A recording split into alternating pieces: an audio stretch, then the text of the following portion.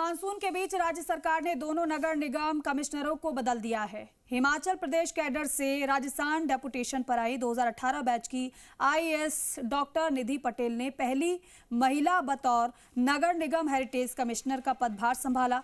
अरुण कुमार हसीजा ने IAS doctor निधि पटेल को नगर निगम heritage commissioner और जयपुर स्मार्ट सिटी सीईओ का चार्ज सौंपा। नवनियुक्त कमिश्नर डॉक्टर निधि पटेल ने ये कहा है कि चार दीवारी क्षेत्र में सबसे ज्यादा टूरिस्ट आते हैं। सबसे ज्यादा टूरिस्ट पैलेस भी चार दीवारी क्षेत्र में है। हालांकि उनके लिए जयपुर शहर नया है, लेकिन परकोटा क्षेत्र में सफाई व्यवस्था में सुधार और अतिक्रमण ना हो, इसको लेकर प्लानिंग करेंगे।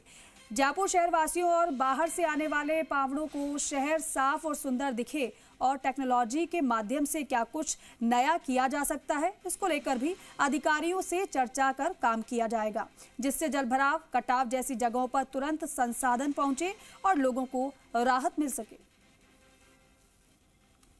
2018 बैच की आईएएस डॉक्टर निधि पटेल ने आज जयपुर नगर निगम हेरिटेज में बतौर कमिश्नर पदभार ग्रहण कर लिया है और पहली उनकी पोस्टिंग है हिमाचल प्रदेश कैडर से और डेपुटेशन पे राजस्थान आई है।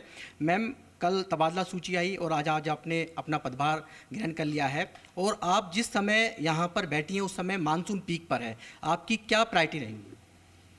देखिए, प्रायोरिटीज़ यही रहेंगी कि सबसे पहले आज ही मैंने अपना पदभार ग्रहण किया है, तो सबसे पहले अपनी टीम को समझना और फील्ड पे जाके अपने एरिया को समझना, क्या डिफरेंट जोन्स हैं, क्या काम चले हुए हैं, कहाँ पे ड्रेनेज की समस्या है, सीवरेज की समस्या कहाँ है, कहाँ जल भराव हो रहा है, उसको सारे हॉटस्पॉट्स को आइडेंटिफाई करना, स्पेशली मानसून के एंगल से अभी इमीडिएट जो हमारे एक्शंस हैं।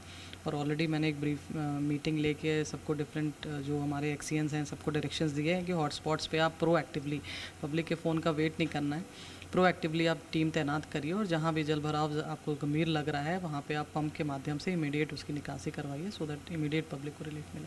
मैम, जिस क्षेत्र की आपको जिम्मेदारी दी गई है ये पर्यटन का हब भी है, यहाँ पर हवा महल भी देखने आते हैं, जंतर मंतर भी है, आमेर का किला भी है और उसकी खूबसूरती बनी रहे, इसको लेकर आपकी मन में क्या आइडिया है?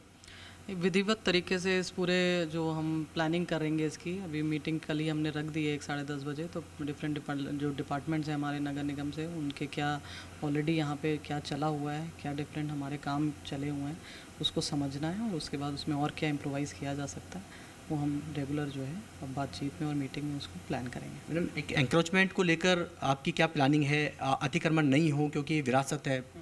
रेगुलर एंटी इंक्रोचमेंट ड्राइव चलाई गई है, जैसा कि अभी मैंने पता किया, हमारे जो डिप्टी कमिश्नर्स हैं, जो जोनल जो हमारे ऑफिसर्स हैं, उनसे यही मुझे ज्ञात हुआ कि ऑलरेडी एंटी इंक्रोचमेंट ड्राइव्स चल रही हैं।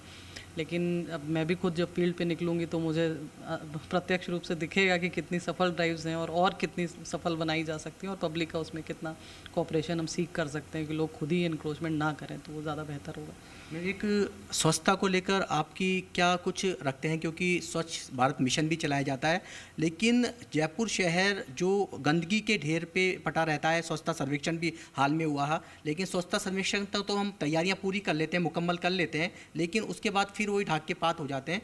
सफाई को लेकर आपका क्या प्लान? सफाई के लेके मैं यही कहना चाहूँगी कि हमारी फ़र्स्ट प्रायोरिटी है कि हम अपने जो जितने भी वार्ड्स हैं, जितने भी जोन्स हैं, उनको एकदम स्वच्छ रखें। उसमें जो सफाई कर्मचारियों के भी कुछ इश्यूज़ अभी मुझे डिस्कशन में मालूम चला कि कुछ समस्याएं हैं, उसको भी वही है कि जितना फील्ड विजिट और जितने गहराई से हम मीटिंग लेंगे, मॉनिटरिंग करेंगे, उसको उतने बेहतर तरह से इफेक्टिवली उसके समस्याओं को निराकरण करके दे पाएंगे। मैडम, ये जो सीट है यहाँ पर आपको जो पॉलिटिकल है यानी कि मेयर है उनसे भी तालमेल रखने की बेहद आवश्यकता है, तो उसमें तो कोई ऐसी शंका की बात नहीं होनी चाहिए। अक्सर ऐसा जाता है कि सभी से नगर निगम पे हैं तो ऑब्वियसली आपको सबसे कोऑपरेशन चाहिए भी और कोऑपरेशन आपको करते हुए काम करना है। बतौर आपको स्मार्ट सिटी सीईओ की भी जिम्मेदारी दी गई है, जयपुर स्मार्ट सिटी को लेकर भी आपने कुछ अभी हाल में मीटिंग भी जाना भी है, किस तरह का काम और करेंगे?